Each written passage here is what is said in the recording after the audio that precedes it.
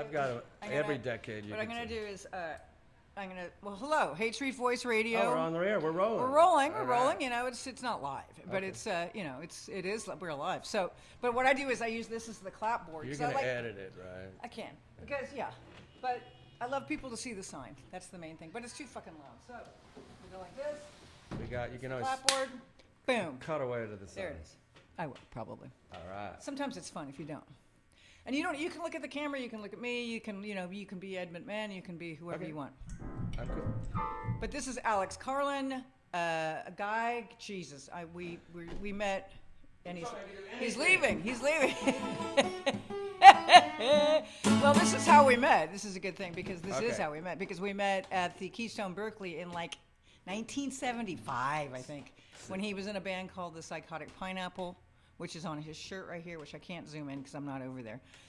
But Alex Carlin, you've been all over the place. You've been living in Russia. You've been you've been Africa. Now you're Brazil. So just, but we've seen each other over the years. In fact, I was in a band with you called the That's right. Pinotics. I just for a saw couple one of minutes. Our demos. Yeah. Down at the Paradise Lounge. We did some shout out to Robin. May he rest in peace, right? Yeah, we love you, Robin. Hello, Robin. Yeah, so let's just, you know what? Let's talk about the fact you saw this dude at the corner just now. Oh, yeah, just thinking that, is Haight-Ashbury just a historical artifact, or is it still got that hate, energy and excitement and fun like it was when my family moved here in the 60s, and it was already, wow, we were little kids, like 8 years old, coming over here and seeing amazing things on Haight.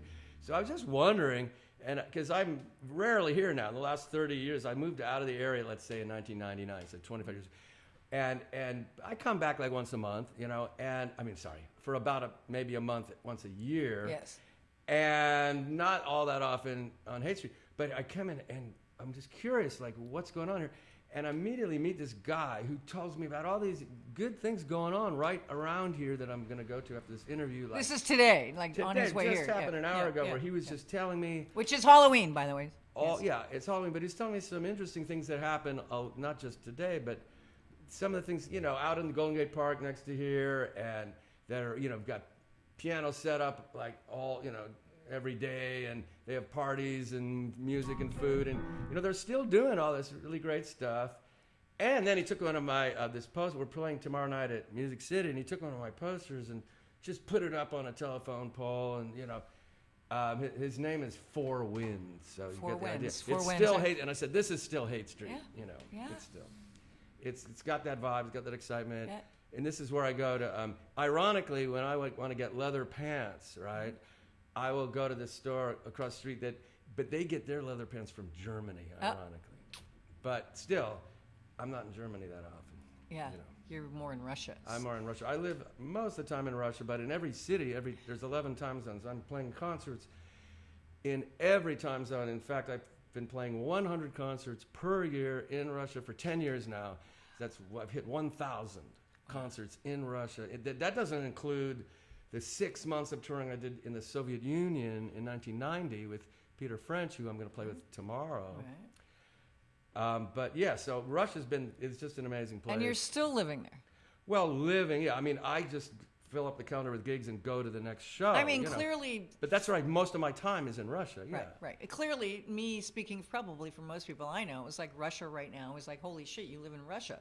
That's kind of like the bad people, like in a cartoon, they're the bad guys. Right, except for if you actually dig deep enough, you realize that the USA murders more innocent people than Russia does, by far, certainly since the Soviet Union. But let's go back to other things. I don't want to get into politics around here, but I love you. And so anyway, Keystone Berkeley, you and the Seabury brothers, John and David, and the Psychotic Pineapple. And you guys were pretty phenomenal. Berkeley Records, the whole thing. I'm going way back here. We were not signed to Berkeley, but we were associated with them, and we were doing a lot of stuff with all those bands in Berkeley, like Jonathan Richman, the Rubinoos. Of course, I was the original member of the Rubinoos, and they created, Earthquake with Robbie Dunbar created Berkeley Records, actually.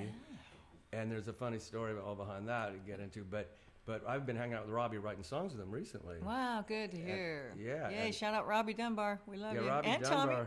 Earthquake, they begat, the Rubinoos begat Psychotic Pineapple, begat everybody, right? Yeah. So I've been hanging with Robbie, and he's a phenomenal songwriter, guitar player.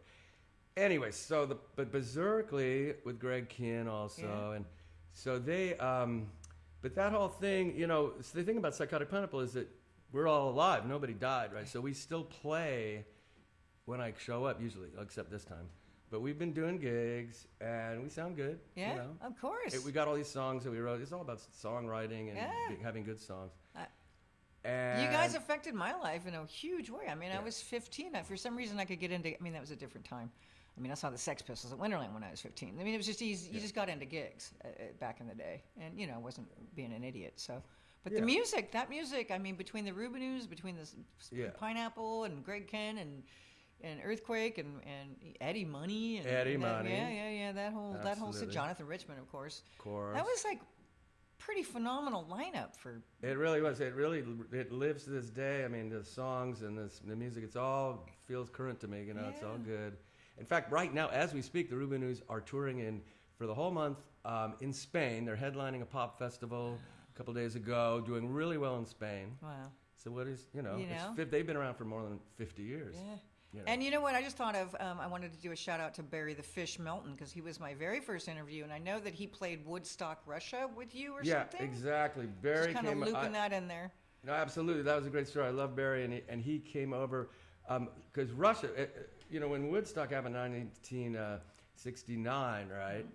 50 years later, they tried to do a 50 years later Woodstock, right? And no country was able to succeed in doing it, including the USA. It was always we don't have enough porta potties, we can't do it, sorry, and all this stuff. But Russia was the only country on the planet that was able to do it.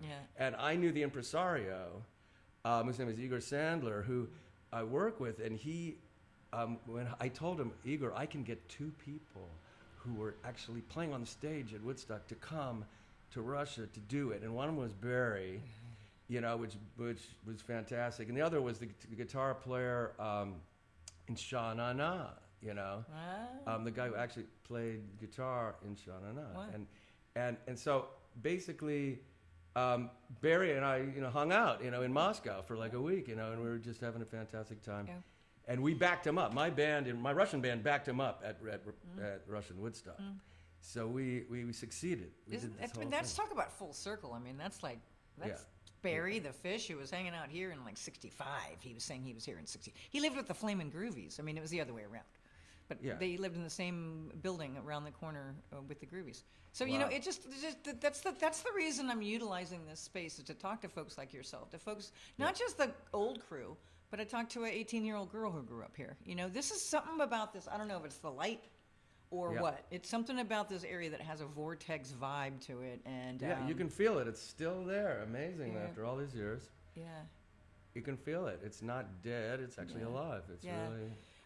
let me ask you this. Did you play at the Night Break back in the day? Well, that's the thing, I mean, Night Break was so good. I mean, Fast Mike, one of my great buddies who toured with me in Europe, he had this thing every week for a while called Shut Up and Play Your Guitar. Because people would come to the bar and say, blah, blah, blah, I'm a rock star, blah, blah. And finally, I think he was bartending. He would say, shut up and play your guitar. So he booked, so he had this idea to make those guys actually come and actually play. So that was a cool thing. And I was also thinking, I think Chuck Davis from Lawn Vultures was involved a lot there. Slow down. Say that again. That was too fast. Well, Chuck Davis is in a band called the Lawn Vultures, and I believe he was a bartender there and booked a lot of stuff. But Night Break was just fantastic for medium-sized bar, not big, not small. Kind of on the smaller side, but really fantastic. And it had those huge windows that was always open, right? Onto the street. People walking by would know what's going on. Yeah. And for years we had fantastic gigs there. But that was Sushi the classic. Sundays. Sushi Sunday. Yeah. And then there was Rock and Roll next door too. Don't forget Rock and Roll. But then, of course, across the street was the bigger venue, the I-Beam. Yeah, I used to. So you could go back and forth from the Night Break to the I-Beam, back and forth across the street. And Kathy Cohn is this amazing woman who booked that place. She booked us, Psychotic Pineapple. We had all these fantastic times there. But she was booking, the Smashing Pumpkins and Motorhead, and all kinds of amazing. You guys played the I-Beam? Is that what you're saying? We definitely played the I-Beam. You did? Okay, I don't remember that. But then, and don't forget, the bar, just to have a martini was Persian Zamzam room, which is still there. where we could Doing just great. but the bartender was like, talking about Rodney Dangerfield. He was you just sit there and listen for the insults. You know, he just loved to slag people really hard. It was very funny. Yeah. So you get a martini and get insulted. Yeah. Yeah, and if you didn't know what you wanted to drink, he would throw you out. Oh, just throw you right out. Yeah. We had fun. No, this, that was Haight Street. The problem was when Silicon Valley was rising and they all wanted bedroom community, they were living here and they didn't. So anytime something would kind of close, like a rock and loud place or something, there'd be this pressure on the zoning thing to not let anything replace it. Yeah. And then they would shut things. So things got progressively quieter and quieter on Haight Street but I had moved out by 1999, partially because of that stuff. Because, if you look at a map, what's the next city? Las Vegas. I lived in Europe where the next city was just a train ride 30 minutes away, for the next gig or whatever. Right. You can drive your van or whatever. So it's like, this is like isolated, unless it's really happening, which it was in the 70s and 80s and 60s and even into the 90s. Yeah. But I kind of blame Silicon Valley for dampening down the excitement of this area. But like I say, it's still going. Well, it's changing. It's shifting because I've lived in the same apartment almost 18 years now I don't want people to know. And right around the corner. But Club Deluxe is reopening. It's in the magazine. Yes, I can see it. And the Green Heron, which used to be Hobson's Choice, is reopening like today, I think. Cool. And there's going to be music, and there's going to be a scene again with the old crew, with locals, and we really, really want that. And their plan with book me next time I come from Russia. I'll play there. The Deluxe really wants to bring in more local musicians, not just jazz players, not just the rockabilly, but also not heavy duty rock, but like you and I harmonizing and doing, Take It to the Limit or something. Totally. Stuff like that, right? Yeah. Take it to. Oh, wait a minute. That was a little fast. I didn't prep, but it's okay. But that was fun. Yeah. But anyway, we can bust those things out. And then we totally can. But it's a really good idea to consider that you have a different channel in your brain that involves creativity. Yeah. It's almost the artistic, like writing a song channel that you turn and click. And if you don't do that, all you're really doing is repeating old things, and you're essentially just complaining, because what you end up doing, like so many brilliant pundits out there who are smart, but all they really at the end of the day are doing are complaining about what a horrible situation it is, and I'm going to tell you better than the next guy why. Right. But they don't go to solution. Right. If you want to go to A leads to B to C, leads to solution, everybody wins, now go to the next problem. Yeah. That's another channel that they're not used to. It's a muscle they're not used to using. Yeah. So I'm always trying to encourage people to try to use that muscle and think out of the box. And if somebody doesn't like your idea, that's fine. Just get them into the habit of using that creativity. Yeah. And that's the kind of peace. I've come up with a peace plan for Gaza, for Ukraine, for curing cancer, and for, everything you can imagine. But I always write a song. And it always involves having a hit, catchy song that I try to get famous people to record, if not me, and make a viral video. Wow. And that's been my plan for all of these issues. Wow. To make it fun and because you have to go on both sides of the brain. Is it kind of like We Are the World? I mean, not yes, just, that's exactly what it's like. I didn't mean No, to. no. That is the perfect analogy. Okay, you nailed it. Good. Because what it is, for Yay, example. me. No, that's brilliant because you nailed it. Because think about it for a second. Because We Are the World, it's got cameo lines from Stevie Wonder sings a line, Bob Dylan sings a line. Yeah. This is exactly what I'm doing in Africa with Africa will be the leader. It's all about this 100 villages. Africa will be the leader. And I've already been to 4 countries with this band from Ivory Coast. And we have a band called the Africa Climate Band. And we're great, but we're going to get African stars to sing cameo lines. African stars. And we're going to make this video next year. And we're going to film it with my Russian crew. They're going to come down to Ghana on the beach. We've already set it up. Because I played with these guys in Ivory Coast, Ghana, Togo, and Benin, French West Africa. We've done all these. We do this concert, and then we do a press conference. And we get all this great press. Wow. So it's taking off because they're facing it. Africans are facing too hot to work outside, too hot for farms to produce food properly already.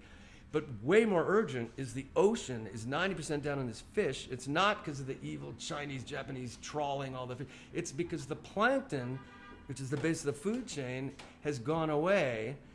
And that's because of a dustfall drought. They rely on dust blowing in the wind from the dry land masses of, like, you know, China and the Sahara. So the 100 Villages is about replacing tiny amounts of mineral dust, like really small amounts that's cheap and easy to do. Brings back the plankton. And what's critical about that is that the reason the fish are dying is, okay, yeah, they don't have anything to eat, right, the base of the food chain, but it's also the acidification, which is caused, again, by H2O mixing with CO2. So the H2O in the water, CO2 comes down, the extra trillion tons that we put in, that creates a carbonic acid. It's an acidic molecule, which is killing all the fish. And the plankton are the only thing with the capacity to bring it back, and they will do it willingly, lovingly, and they're our best friend. They will do it once we do the 100 Villages. Yeah. So it's the only solution that makes sense, really, that I've found. And maybe there'll be more that I'll learn about in Brazil, which we'll talk about in a second. So we can go back to Brazil, where I'm going to, you know, it's in Belém. I'm supposed to be steering him, but that's okay. We're going to go to Brazil now. Belém is the mouth of the Amazon. I'm going to be 2 days in Rio on Wednesday, right, which I've never been to. And I just, you know, saw this article on how there's hundreds of people, like dead bodies lined up in the street that the cops killed in some battle with the drug gangs. It's crazy stuff going on in Rio. So I'll be right in the middle of that. And then 2 days later, I fly to Belém, which is this right in the mouth of the Amazon, where I'm going to be hanging out with all these brilliant people. The thing about it, people kind of say negative things about these UN conferences because they don't really accomplish that much. But the reality is it's a network. I meet so many incredible people there from all over the world who get sent there. And it's just been lifelong friends and brilliant people like Russ George I met in 2017. He's like the most brilliant guy. It's nice to hear that these programs are still going, because I was assuming all the good stuff is being shut down by the, you know. Well, this is what's interesting. In USA, yes. In fact, Russ was just telling me yesterday, because he lives in Oakland right now, we hung out. He was saying, yeah, because of all these trends, the whole conversation about climate has been sort of eliminated, essentially, in this country. Yeah, kind of. Not so much in the rest of the world, and it's certainly in Africa where they're facing the actual, you know, because, you know, for example, why are there so many pirates in the African waters? It's because there's no fish, right? Mm-hmm. And so they can't feed their families, so they become pirates, right? They get hired by the evil, you know, mafia pirate guy, and they don't even get a good life out of it, but at least they can maybe feed their family a little bit. So and they come up to us and say, oh, you know what, when you bring back the plankton, the fish will come back and they won't have to be pirates anymore, you know.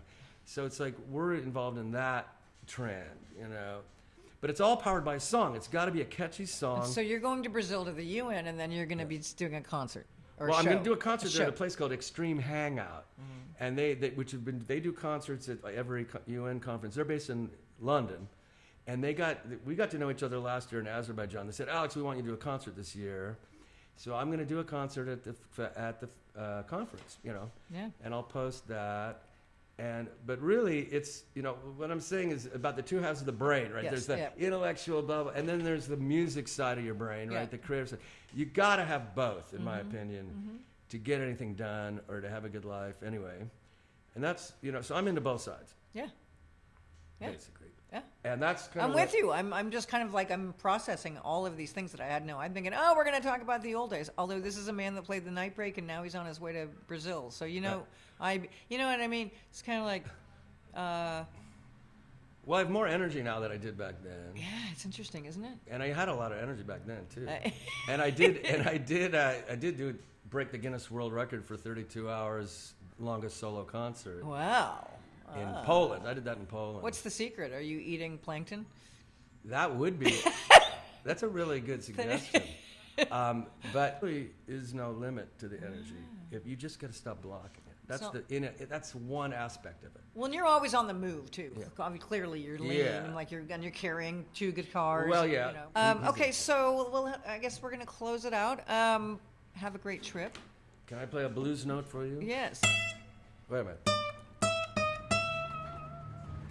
This is the home of the blues.